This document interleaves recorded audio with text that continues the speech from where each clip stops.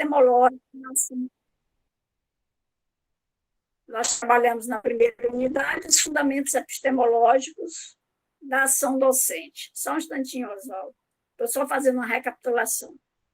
Na segunda unidade, nós trabalhamos didática e formação de professores. Na terceira unidade, vai ser planejamento educacional. E na quarta, que são 4 unidades, que também são 4 aulas, a gente vai ver processos de organização do trabalho docente. Então, assim, bora voltar, Oswaldo? Sim. Aí a próxima. A próxima é o planejamento educacional. A gente começa perguntando, mas o que é planejamento? Planejamento, todos sabemos, de uma forma ou de outra, sabemos dizer o que é. É você planejar suas ações. A gente faz isso diariamente em casa, até com os nossos estudos, a gente planeja o que eu vou ler hoje, o que eu vou estudar hoje. Tudo que a gente faz, na verdade, deve ser planejado. Nosso dia é dividido em tarefas, né? Aulas, estudo, correção de trabalho, atividade física, tudo isso deve ser planejado. E a gente planeja, não colocando no papel, não colocando, mas de qualquer forma é um planejamento, né? Então, planejamento ele é composto de várias etapas interdependentes. Isso é planejamento educacional, né? É composto de várias etapas interdependentes, uma dependendo da outra, as quais, através de seu conjunto, possibilitam a pessoa ou grupo de pessoas atingir os objetivos. Para a gente atingir nossos objetivos de trabalho e de estudo, a gente precisa planejar. Principalmente nossas atividades acadêmicas, nossas atividades escolares também, nosso trabalho. Pode passar, Oswaldo. Então, planejar, na verdade, implica em decidir sobre alguma coisa. E esse alguma coisa a gente coloca. O que pretendemos realizar? Nessa ação que eu estou planejando, eu pretendo alcançar o quê? Por exemplo, você planeja uma aula, e aí você está pretendendo alcançar o quê? Logicamente, a aprendizagem dos alunos, né? Provocar discussões, e etc, etc. Então, o que pretendemos realizar, o que iremos fazer, a aula é exatamente isso, né? E como vamos realizar? O que e como devemos analisar a situação a fim de verificar se o que pretendemos se foi atingido, a fim de verificar se o resultado final, na verdade, foi atingido.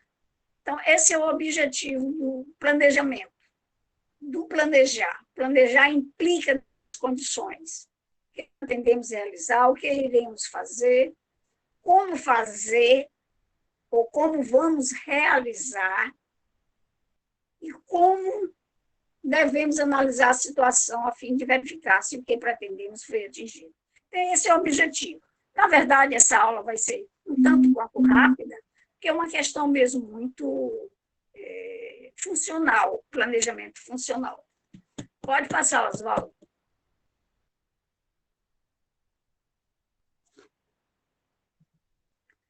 Níveis de planejamento. Nesta unidade, que é a terceira da apostila, estudaremos o planejamento em educação, que pode ocorrer em diferentes níveis, desde o nível dos sistemas de ensino, passando pelas unidades de ensino, até o trabalho do professor no cotidiano da sala de aula. Então, veja, esses diferentes níveis, na verdade, passa pelo nível do sistema de ensino, que é o nível mais macro, passando pelas unidades. Nós temos um planejamento digamos, semestral de uma disciplina. Esse é o planejamento mais macro. Aí temos, passando pelas unidades, como é o que a gente está fazendo nesse momento, passando pelas unidades de ensino, até o trabalho do professor no cotidiano da sala de aula, que também é um planejamento, que a gente chama planejamento de aula, não é? Pode passar, Oswaldo. Olha, vocês podem me fazer parar na hora que quiserem, viu? Para fazer algumas questões ou então complementar alguma coisa. A legislação educacional nos indica alguns níveis de planejamento. Assim, conforme a LDB, que é a lei que rege a educação brasileira, lei de 9.394/96, em seu artigo 9, estabelece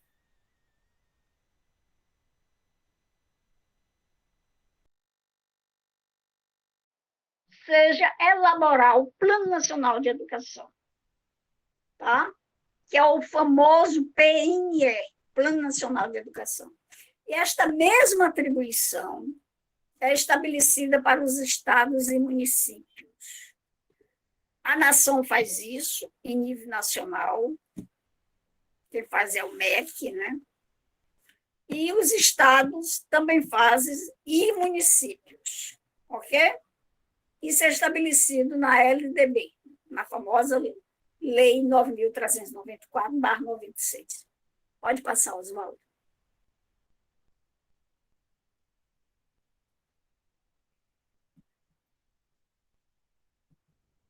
Em relação às instituições de ensino superior, no caso que nós estamos vivenciando isso, por força da LDB e do Decreto Federal 5.773, de maio de 2006, estão obrigadas a proceder à elaboração dos seguintes instrumentos estratégicos de planejamento. Planejamento educacional. E planejamento para tudo. O que a gente está se referindo nesse momento é o planejamento educacional.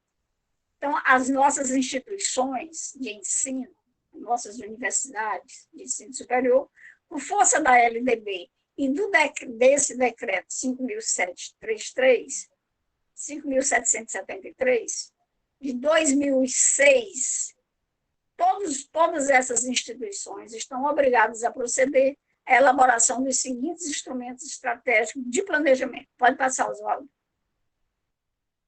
Que são eles: Plano de Desenvolvimento Institucional, é o famoso PDI.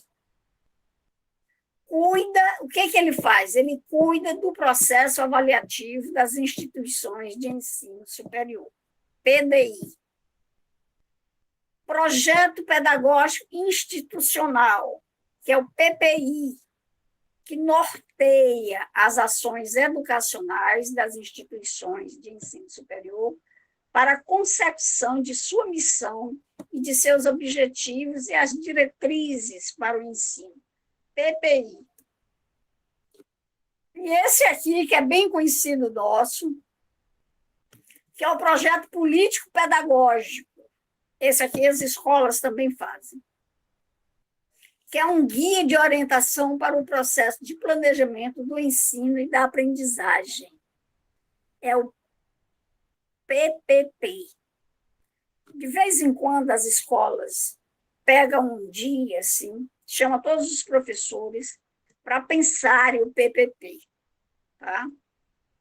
Que é o projeto político-pedagógico da escola. O que é esse projeto político-pedagógico da escola? É um guia que está lá, você pode chegar em qualquer escola e dizer, pedir, olha, eu quero ver, você como aluno, você pode fazer isso, você como professor, eu quero ver o PPP dessa escola. A diretora vai te mostrar, que é o guia de orientação para o processo de planejamento do ensino e da aprendizagem. Pode passar, Oswaldo.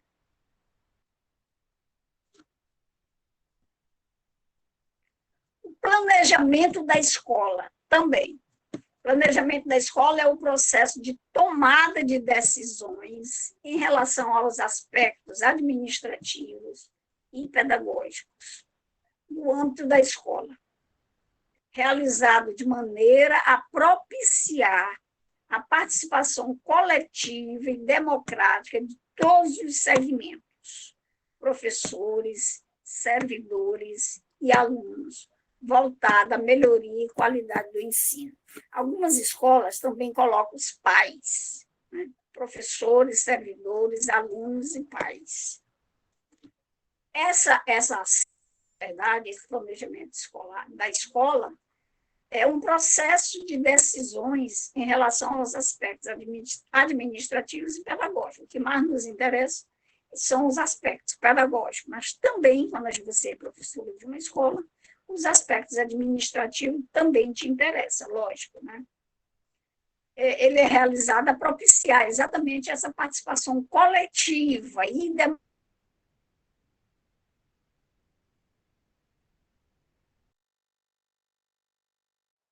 muitas vezes os pais também. Pode passar, Oswaldo. Planejamento curricular é um outro nível também de planejamento. Planejamento curricular é a previsão dos diversos componentes curriculares que serão desenvolvidos ao longo do curso. É a metodologia de organizar o processo de trabalho pedagógico, levando em conta as diretrizes básicas do sistema ao qual pertence, respeitando as características da clientela e as reais condições de trabalho que a escola apresenta. Eu não gosto muito dessa palavra clientela aqui, eu peguei isso da apostila, respeitando as características deve ser da clientela e as reais condições de trabalho que a escola apresenta. Na verdade, a clientela são os alunos, mas quando a gente fala em clientela, esse termo parece muito relacionado ou à empresa ou ao hospital, né? Não à escola. Eu acho que, na verdade, respeitando as características dos alunos e professores e as reais condições de trabalho que a escola apresenta. Seria melhor colocar assim, característica de alunos, professores, servidores que fazem a escola. São todos os atores que fazem a escola. A escola não é só feita pela direção, pela coordenação, pelos professores. Se não existissem os alunos, a escola não funcionaria. Não existia escola, não teria sentido existir escola, não teria sentido existir universidade sem alunos. Alunos, professores e todo o pessoal, ou todos os atores que constituem essa instituição chamada escola, chamada também de universidade ou de faculdades. Pode passar, Oswaldo.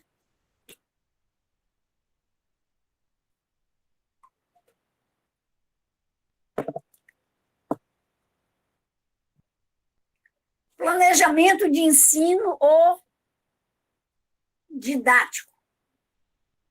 Se fala muito na escola planejamento de ensino, mas também pode ser chamado de planejamento didático, que é a previsão das ações e procedimentos que o professor vai realizar junto aos seus alunos. Planejamento de ensino. Digamos, a minha disciplina, a disciplina do Raumi, né? Raumi, você está aí? Estou, professora, Tô sim, é porque eu estou respondendo aqui meus alunos no WhatsApp e ouvindo a aula. Ah, tá. A sua disciplina é português. Isso. Então, dentro da disciplina de português, o Raumix, né? Isso, ele vai fazer um planejamento de ensino. Vai fazer um planejamento de ensino dentro da disciplina dele. que exatamente são ações e procedimentos que ele vai fazer, que ele vai querer realizar junto aos seus alunos. Esse é o planejamento de ensino ou planejamento didático. O planejamento de ensino é o mais próximo da prática do professor e da sala de aula. Diz respeito mais estritamente ao aspecto didático, podendo ser dividido em 4 níveis. Pode passar, Oswaldo. Planejamento de ensino, ele é dividido em 4 níveis, que é o plano de curso, plano de unidade, plano de aula, projeto didático. Então, esses planos, quando você vai entrar numa escola, acho que você tem que aprender, lá mesmo no seu curso, que você vai aprender a fazer um plano de curso, você vai aprender a fazer um plano de unidade. O plano de curso é aquele plano mais macro de toda a disciplina do semestre. O plano de unidade, você pega essa disciplina e divide em unidades. Você faz o planejamento de cada unidade. E o plano de aula é o plano de cada aula. Com a unidade, ela tem várias aulas. Aí você pega essa unidade, divide em várias aulas e faz o plano de cada aula. Quando você vai fazer um concurso para uma escola, para ser professor, normalmente tem uma prova didática, que a gente chama de prova didática.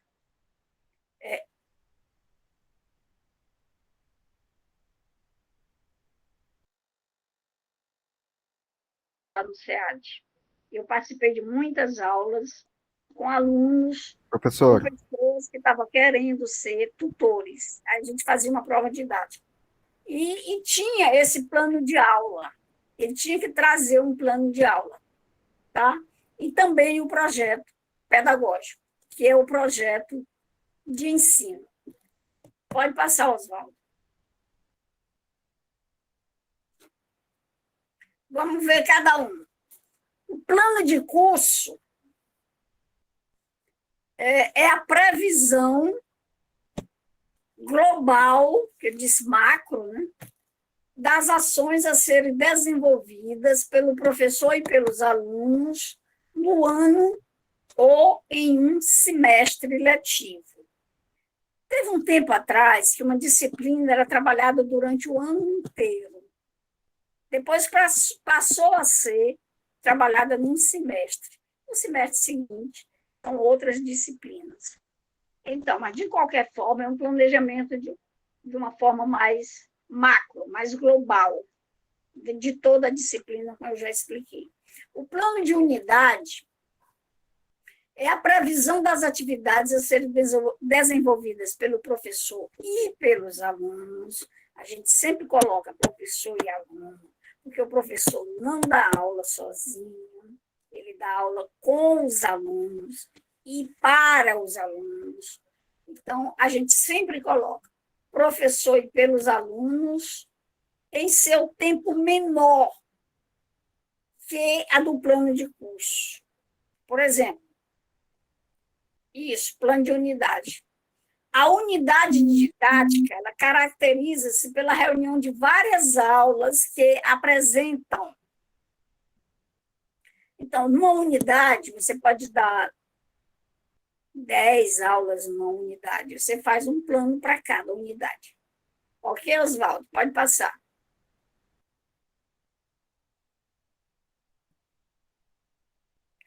O plano de aula, esse sim. Esse é um plano menor.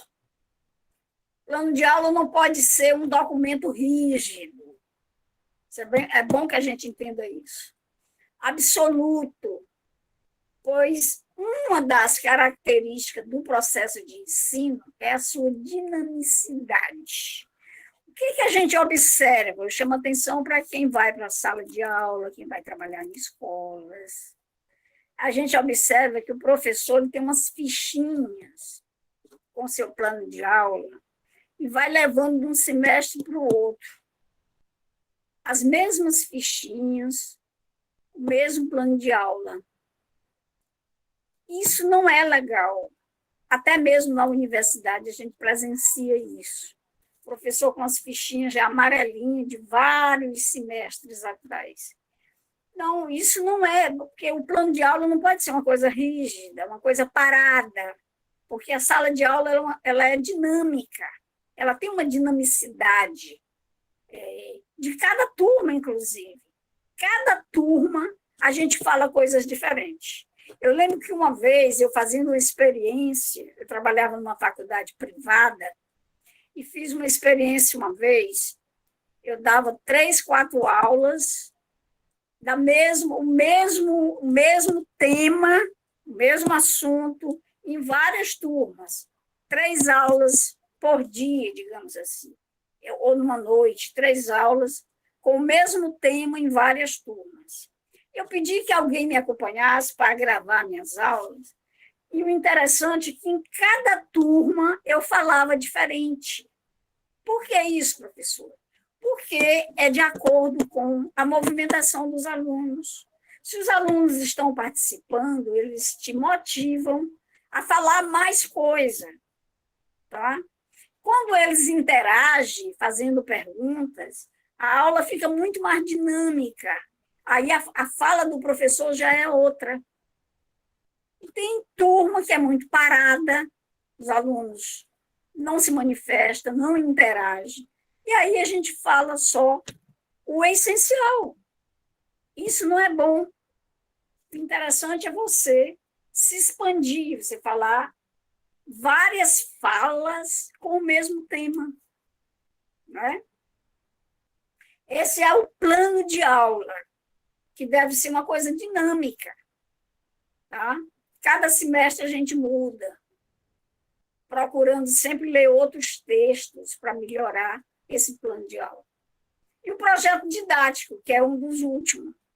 O projeto didático, que é aquele que a gente já falou, que é um projeto de ensino, que a gente chama também de projeto didático, precisamos, na verdade, entender o que significa a palavra projeto. Alguém me diria aí o que é projeto, quando se fala em projeto, que hoje se fala muito em projeto, mas o que é projeto? Alguém poderia me dizer alguma coisa? O que é projeto? Projeto, companheiros, é outra coisa que é dinâmico. O próprio nome projeto diz o seguinte: é aquilo que está se processando, é aquilo que está andando. Os únicos projetos parados que a gente tem notícias são os projetos jurídicos, que são engavetados e passam anos para dar uma resposta para a pessoa interessada. Mas os projetos, o próprio nome já diz, todo projeto ele deve ser dinâmico e está em movimento. Isso é que é projeto, tá? Então, significa o que se lança à frente. Quando você coloca aí, não dá para eu ler, porque é rápido. É melhor falar. Olha. Então, significa o que se lança à frente. É ideia. O Hércules, professora, o Hércules falou que é um alinhamento de ações com visão a um determinado objetivo. Sim. É melhor falando, porque quando você coloca no chat, passa rápido e não dá tempo eu ler. Mas está certo sua resposta, viu? O que eu quero que fique é a ideia de projeto como uma coisa dinâmica. Tá? Paulo Freire, ele dizia que o homem é um projeto em transformação. É um projeto. Nós somos isso. Nós somos que a gente está se transformando a cada momento. Então, a gente é um projeto. Não é uma coisa parada. Nós não somos parados. Nós não estamos feitos. Nós estamos nos formando, nos construindo, nos transformando. Então, a gente é um projeto em construção, dizia Paulo Freire. Olha que coisa bonita. Nós, seres humanos, somos projeto em construção. É bom a gente ter essa ideia, sempre essa ideia, que nós não estamos feitos, nós não sabemos tudo, aliás, nós não sabemos é de nada. A gente está sempre se construindo, nós estamos nesse processo de construção, certo? Então, significa isso, precisamos entender o que significa a palavra projeto. Então, significa que se lança à frente, está andando, está se processando, há ideias a serem transformadas em ação. Isso aqui é um projeto. Quando a gente elabora um projeto, são apenas ideias, né, que a gente coloca no papel para formar o projeto, para elaborar o projeto. Mas essas ideias, elas precisam ser transformadas em ação. Não é? Por exemplo, o projeto de TCC de vocês é um projeto de ideias, que vocês precisam desenvolver essas ideias para transformar em trabalho de conclusão de curso.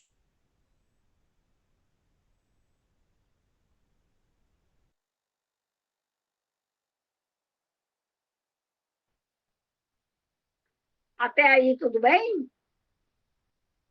Pois vamos por finalmente. Passe, Oswaldo, ou esse é o último, não sei. Projeto didático. É um projeto de ensino, que eu já vinha falando, né? Que se refere a uma proposta de ação didática, planejada para ser executada no cotidiano da sala de aula. Pronto. Os nossos slides de hoje são apenas estes. São 14 slides. Agora, o que é que a gente quer? Discutir, abrir para discussão, para trabalhar com vocês um pouco mais. Como se trata de uma coisa muito técnica, essa unidade é bem técnica, planejamento educacional. É bem técnico, né?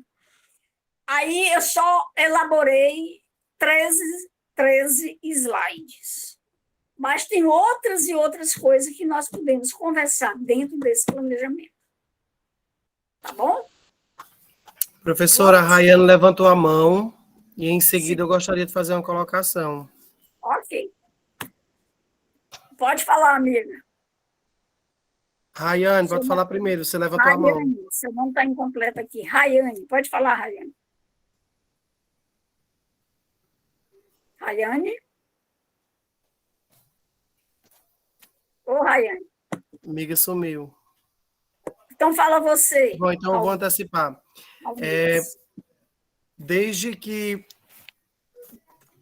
fundamentando, na verdade, desde que nós retornamos presencial, a gente já está caminhando ainda muito lento a se trabalhar de acordo com a nova base comum curricular, né, com os itinerários formativos e com a parte diversificada do currículo.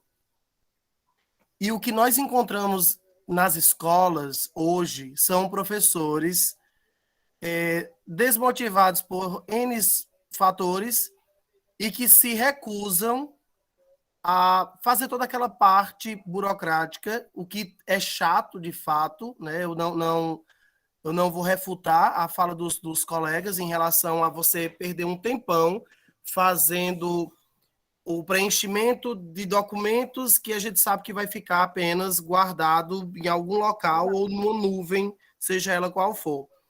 Mas o fato é que alguns professores não planejam. E a falta desse planejamento faz com que as aulas não tenham produtividade, não se alcance aos objetivos os quais ele deveria ter traçado anteriormente. E o pior nisso tudo é que os alunos percebem. Sim, porque quando o professor está preparado, quando o professor realmente alinhou todos os objetivos, ele tem uma meta, ele tem uma estratégia realmente bem desenhada para aquela aula, o aluno consegue perceber na entrada do professor. Da mesma forma, eu costumo sempre falar que até para você, meu Deus, fugiu o termo aqui, se alcançasse. Até para você até para você enrolar uma aula, você tem que planejar. Então, se você vai planejar para fazer qualquer coisa, você também pode planejar para fazer uma coisa significativa, né? Algo que realmente vai levar os alunos um degrau acima. Mas ainda há muitos entraves em relação a essa prática do planejamento. E, inclusive, agora com o novo ensino médio, falando especificamente do ensino médio, porque é onde eu estou, os planejamentos, os encontros não são mais por componente curricular, são por área. E os profissionais, esses profissionais que estão saindo agora, no caso dessa galera nova aqui da turma, né, já vão sair com uma outra mentalidade do planejar, do executar, mas os professores que já vêm aí com uma carreira dentro da educação resistem muito a esse planejamento em conjunto. E nós sabemos que com os itinerários formativos e toda a parte diversificada do currículo, e mais uma vez eu friso, eu estou falando especificamente em relação ao novo ensino médio, vai ser muito complicado você trabalhar de forma independente. Até porque os próprios livros, eles não vêm mais com conteúdo avantajado como vinha antigamente. Agora é um resumo do resumo, apenas para nortear o professor qual o caminho ele deve percorrer. E em relação aos livros, eles vêm agora no formato de projetos, como a senhora bem acabou de falar sobre a questão do projeto didático, que são as trilhas formativas, que vão unir aí 2, 3, 4 componentes curriculares para desenvolver essa mesma temática em suas respectivas aulas. Então, eu acredito ainda na força de se colocar objetivos no papel, mas não burocratizar o ensino, porque nós já estamos vindo aí há anos, né, com toda essa burocracia, essa burocratização do ensino, e o que engessa e muitas vezes desmotiva o profissional a estar fazendo mais, mais e mais. Eu falo isso porque as minhas aulas, eu tento desconstruir o máximo aquela visão de que língua portuguesa é algo extremamente distante da nossa realidade. Nós fazemos uso da língua portuguesa. Agora estou aprendendo língua inglesa para fazer, futuramente, quem sabe, um trabalho acerca de, mas como a minha primeira formação é língua portuguesa, falo por ela. E o que é ensinado dentro da sala de aula, eles sentem que é muito discrepante, há uma discrepância muito grande do uso no cotidiano. Um aluno uma vez me perguntou, professor, mas quando é que eu vou usar isso? Eu digo, todos os dias você usa. Você apenas não articula, você não faz toda a arquitetura da sua fala, porque ela é contextualizada em um determinado período, com um determinado grupo de falantes, mas nós fazemos o uso da língua portuguesa todos os dias, ela é necessária. Mas esse debate tem que ser levado para as instituições, para os centros, né? De que nós temos que aproximar, seja qual linguagem for, do cotidiano do nosso aluno, senão a gente vai estar remando contra a correnteza. Não vai ter uma efetivação de fato naquele objetivo principal, no objetivo macro, né? No geral, que é fazer com que ele faça aquisição de todo aquele processo linguístico. Isso mesmo, Raul Nix. Muito obrigada pela sua participação, viu? Mas eu queria uma opinião sua, pessoal, já que você está em sala de aula, ensino médio, sobre esse novo ensino médio. Você acha que isso foi bom? Porque isso foi um programa jogado de cima para baixo. A gente não conhece professores que foram consultados. Não nem os professores que fazem parte dos grandes sindicatos de professores não foram consultados. Então, é mais um programa de cima para baixo. Isso, concordo. Uma das coisas que eu particularmente discordo é que diminuiu a carga horária de disciplinas fundamentais, como a filosofia, a sociologia. Na verdade, o pensamento de quem fez a ideia de quem fez era retirar essas disciplinas, porque eles não têm interesse, na verdade, de formar o homem cidadão, a mulher cidadã. Não, eles querem formar para o trabalho. Pronto, Nós não professora, somos máquinas, não. a senhora tem uma visão correlata à minha. Eu sempre falo que o objetivo do novo ensino médio nada mais é do que tornar tecnicista. Nós estamos voltando, na verdade, para o tecnicismo. Exatamente. Observem que nós diminuímos os conteúdos da formação básica geral, colocamos disciplinas para trabalhar competências específicas, habilidades específicas que deveriam ser adquiridas através do contato com a família, como a competência socioemocional, certo? As competências socioemocionais, elas são adquiridas a partir de quê? Da moral, dos costumes, da relação familiar, que não existe mais, principalmente com essa divisão que há aí, tanto dentro da escola como nas famílias, há uma separação muito grande dos membros, né, dos pares em relação à tecnologia.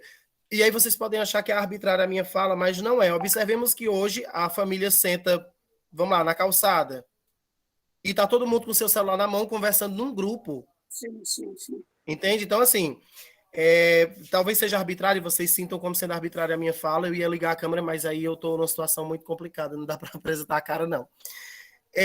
Voltando para a questão do currículo. Houve a diminuição da formação básica geral, incluiu-se vários outros componentes de parte diversificada, os profissionais não foram qualificados, está sendo empurrado goela abaixo dos jovens, eles não estão entendendo o porquê e o para quê, o professor também não está entendendo a dinâmica porque não teve formação. Eu estive 2 anos no Pernambuco trabalhando e lá está funcionando já o novo ensino médio e de boa, está acontecendo.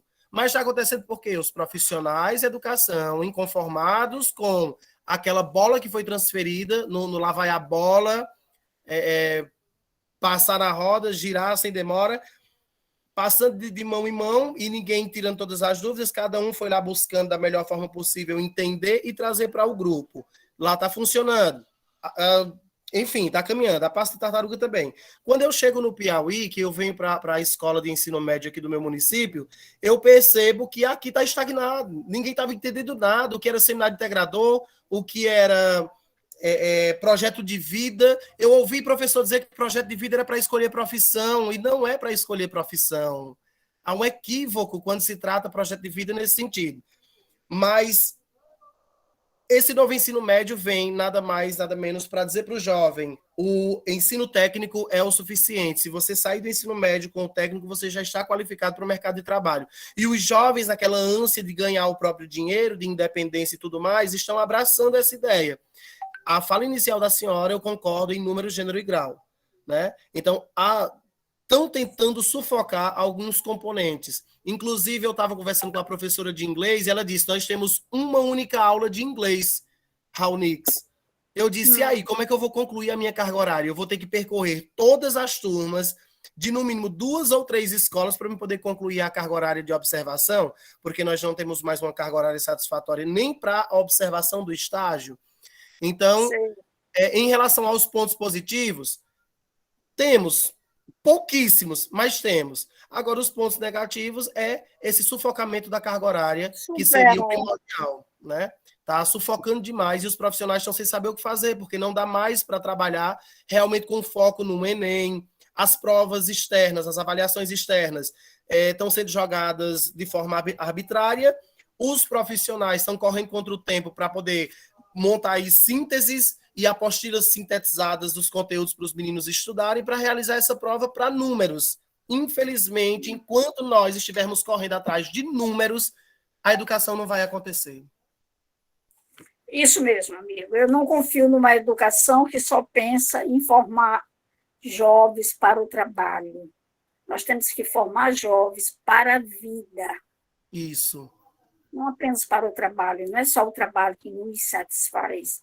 A gente precisa de outras coisas, a gente precisa ser cidadão, a gente precisa aprender a fazer uma leitura da nossa conjuntura, A gente precisa entender esse país, por que esse país está no estado que está, por que a fome aumentou, por que a desigualdade social aumentou de forma estupidamente. Não foi apenas a pandemia, não foi a pandemia, contribuiu, mas não foi só a pandemia que acelerou esse processo de fome que está aqui presente. Então, a gente precisa, na verdade, estudar também para isso, não é só para o trabalho. Nós precisamos sermos cidadãos responsáveis por tudo isso que está acontecendo aí. Corresponsáveis. Ok? Mais alguém gostaria de participar? Cadê a moça que levantou a mãozinha e depois retirou? E saiu. Paloma, você tem alguma coisa para acrescentar, Paloma? Estou falando a Paloma porque eu estou vendo o nome dela aqui. A Paloma Rosi, tem só Rosi A. Não sei se é Rosiane. Oswaldo, quantas pessoas na sala, Oswaldo? 12. 12. Então, mexa aí. Não, professora. Opa, Paloma. Você tem alguma coisa a acrescentar na nossa aula? Não, não. Você entendeu o que a gente falou aqui de planejamento? Sim, entendi. Eu estou vendo as respostas de vocês a respeito dos fóruns e das atividades. Eu não estou participando, não estou dando feedback, mas, na verdade, eu estou gostando muito. Eu não estou dando feedback porque nem sempre eu estou com o computador aberto. E eu vejo pelos e-mails, eles vêm em forma de e-mail para o professor. Mas eu estou gostando muito das respostas de vocês a respeito dos fóruns que a gente colocou e das atividades. Respostas bem interessantes, bem conscientes, bem pontuais. Tá bom? O que mais? Quem mais gostaria de participar?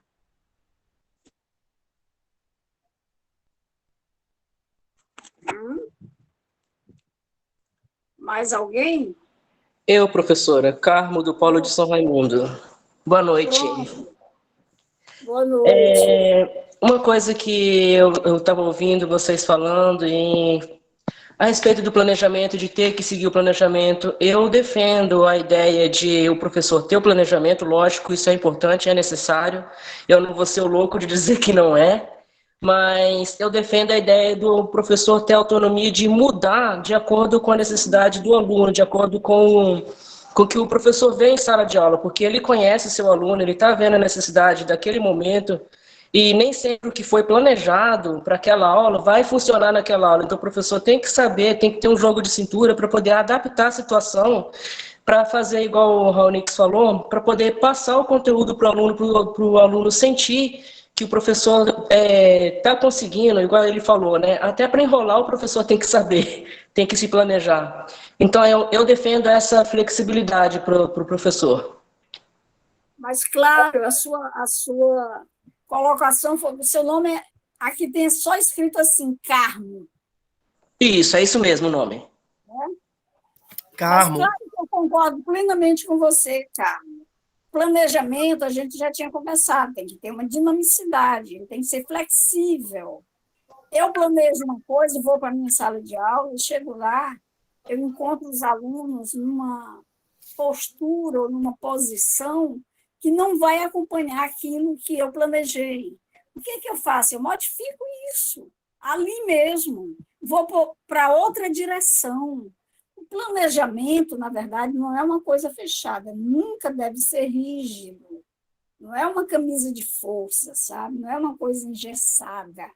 Não, a gente planeja para melhorar nossas ações, mas se eu chego na sala de aula e vejo que a turma não acompanha aquilo que eu vou falar, eu mudo de direção. Tá? Não é uma coisa engessada, não, nunca deverá ser. Tá? Sim, professora. Eu digo isso porque eu já ouvi relatos de pessoas que, assim como o Raonic, já estão em sala de aula, eu também já estou em sala de aula, Eu ouvi relatos de outros professores de casos de que do professor ter saído do planejamento e depois foi chamado na secretaria porque o diretor estava atrás da porta ouvindo e falou com ele: você não seguiu o que você planejou. Isso Pronto, acontece. pronto, Carmo. Quando eu coloquei aí no chat, temos que planejar sim, é imprescindível, só precisamos desburocratizar. É justamente nesse sentido. Na minha fala anterior, eu citei sobre a questão do planejamento conjunto, né? Porque agora vai ser uma realidade, infelizmente, ou felizmente, não sei, porque diminui o trabalho para todos, se a gente for analisar em termos coletivos, mas eu já passei por essa situação que você acabou de desenhar, de planejar uma ação, de planejar uma aula, e lá na hora os alunos estarem muito, muito, muito empolgados e eu mudar a dinâmica e sair daquela linha do quadro, do caderno e fazer algo mais dinâmico dentro da sala, né? E simplesmente quando terminou as 2 aulas que eu tinha seguidas na hora do intervalo, a coordenação pedagógica me chamou a atenção e disse que estava errado, que estava equivocado, que não era o que tinha sido entregue na coordenação no dia do planejamento e tal, tal, tal. E justamente a minha fala foi: planejamento tem que ter flexibilidade. E a dinâmica de sala de aula não compete à coordenação pedagógica, e sim do professor. Quem sabe o melhor para os alunos é o professor que está no dia a dia ali com eles. E é ele quem sabe o que eles precisam naquele momento. Porque se eu for levar a ferro e fogo a ideia de conhecimento, conhecimento, conhecimento, aprendizagem, aprendizagem, num dia que meus alunos não estão bem, citando a minha fala anterior, no início da aula, sobre a questão das ansiedades que eu citei, num dia que a sala está em crise, eu não vou obter resultado de jeito nenhum, nem de um lado, nem do outro. Eu vou ter que fazer uma mudança no meu planejamento, no meu plano de aula, para que eu possa trazer os alunos para mim e, numa próxima aula, tentar recuperar da melhor forma possível aquilo que eu havia programado. Tem que ser Claro, flexível. Tem que ser tem que flexível. ser Se não for flexível, flexível. não anda. Tem que ser flexível. Você chega na sala de aula, os alunos estão tristes, alguns muito cabisbaixos, outros tensos. Você tem que mudar tudo, amigo. Você pode até botar uma música para eles, uma música calma, pedir para fazer um relaxamento com eles. Essas coisas todas fazem parte da aula. E nem sempre está no planejamento. É a situação do momento. Você pode mudar o teu discurso na sala de aula, se você percebe que a turma está triste. Houve Até uma porque, morte de professor, algum. até porque a gente não tem como prever se a turma vai estar alegre, se a turma vai estar em crise, se a turma vai estar na vibe da aula com um mês de antecedência. Não tem como. Você já prevê o que vai acontecer. Sabe, nessa faculdade privada que eu trabalhei, o interessante é que a gente fazia um planejamento antes de conhecer os alunos. Pô, vamos fazer o planejamento para o segundo semestre de 2022. Mas eu não conheço os alunos ainda. Fazer esse planejamento é uma coisa assim meio, sabe, fora de órbita, mas se planeja. Agora, vou seguir, professora Georgina não segue, porque vai depender realmente da vibe dos alunos. Olha, eu chego numa turma, tá os alunos tristes porque morreu um familiar de um deles. E aí eles estão tristes, comentando o luto e etc. Eu vou enfiar conteúdo nesses alunos nesse momento? Não. Eu vou conversar com eles, falar da questão da perda, falar da questão do luto, falar da questão da amizade, do respeito, da saudade que fica. Essa saudade fica permanentemente em nós, numa perda. Agora, num primeiro momento, ela é muito dolorida. Depois, fica muito mais suave. Mas a saudade fica a vida toda. Os nossos familiares, eles são eternos para nós. Não é? A saudade fica, com certeza. Não precisa que seja aquela dor intensa. Aquela dor intensa no primeiro momento. Então, a gente vai falar sobre isso com eles, falar das perdas que todo ser humano passa na vida. Não é? Dos amores que a gente vai perdendo, dos amores que nos troca por outros. E por outros amores, e a gente fala disso, sem ódio, sem rancor, sem precisar ir lá e matar o outro. Não é? Isso não é amor, gente. Quando se fala, por exemplo, do feminicídio, que está muito presente na nossa vida, isso não é amor. Se eu amo alguém, eu quero ver este alguém feliz. Se for comigo, ótimo. Também, se não for, não tem problema. Deixa ele viver e ser feliz. Isso é amor. Amor não tem dominação. Amor é diferente de dominação.